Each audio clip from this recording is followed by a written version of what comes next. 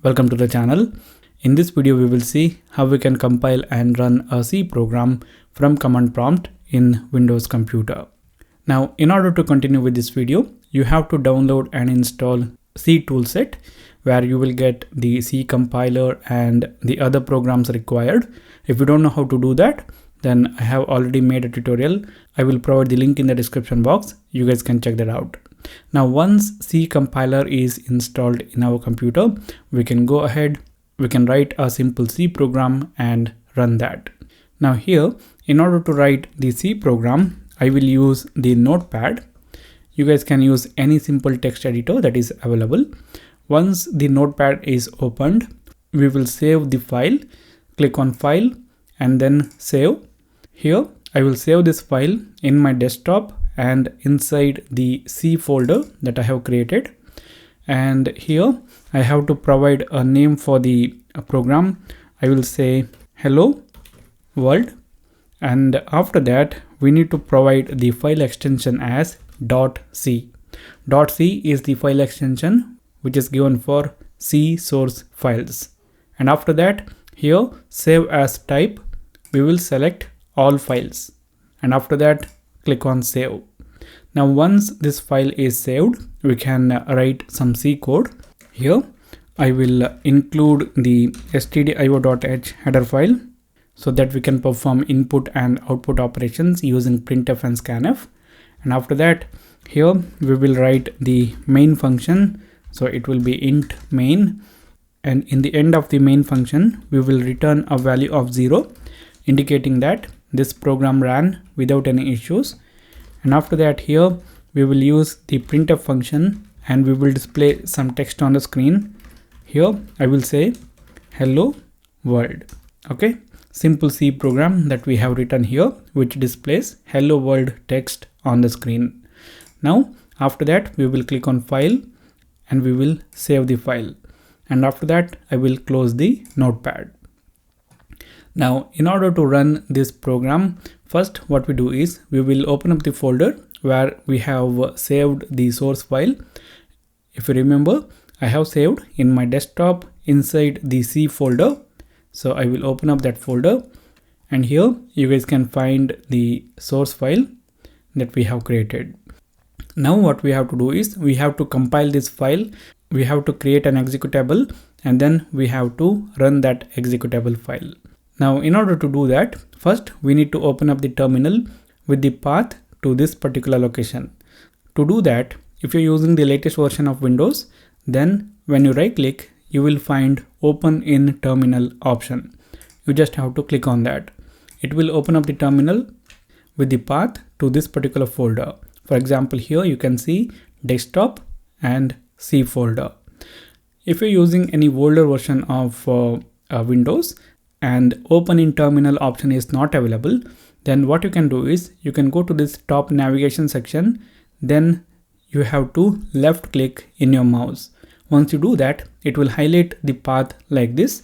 What you have to do is you have to type in CMD, just like the way that I have done here, and after that hit the enter key. It will open up the command window with the exact same path. Here you guys can see desktop C folder. So now what we do, we will compile this file and we will create the executable file. In order to do that, we write gcc. Here gcc is the C compiler that we have installed, and then we have to provide the name of the file which contains the source code.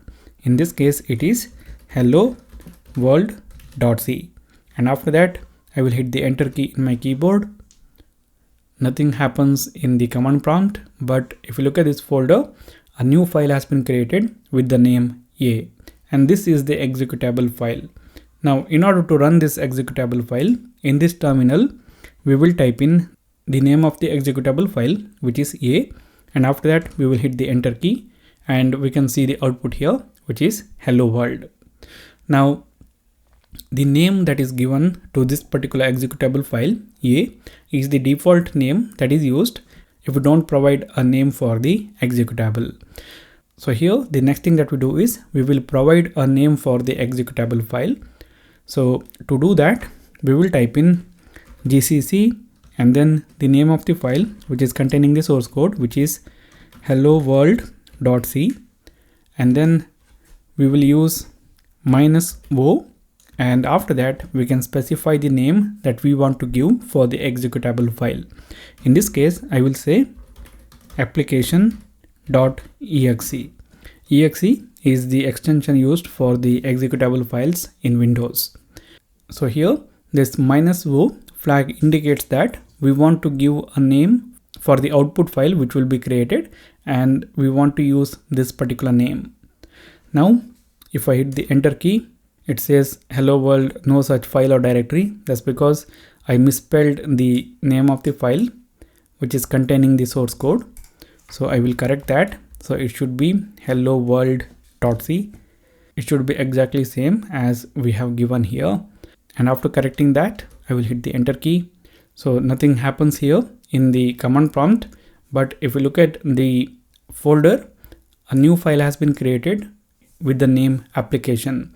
This is the name that we have given for this executable file. Now in order to run this file, we just have to use its name.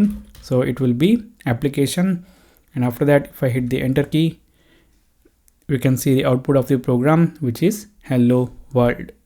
Now for this C compiler, we can provide a lot of options by using something called as flags. For example, we can tell the C compiler to display all the warnings, or we can tell the C compiler to use specific C standard. A lot many other options are available. I will demonstrate how we can pass a flag to display all the warnings. So to do that, we will write in GCC, and then we will type in wall.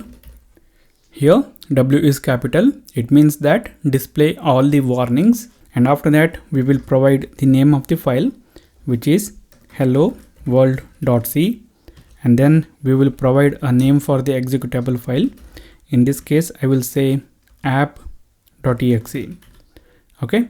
After that, if I hit the enter key in here, nothing happens in the command prompt, and app.exe has been created here.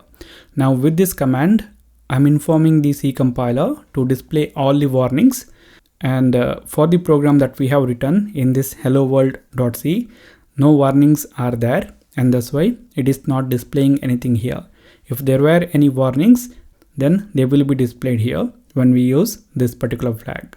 Similarly, there are a lot of other options available which you can learn, and this is it for this particular video. Thank you for watching. If you like the video, hit the like button. If you don't like it, hit the dislike button. If you want to say something, write that in the comment box. For more tutorials, subscribe to the channel.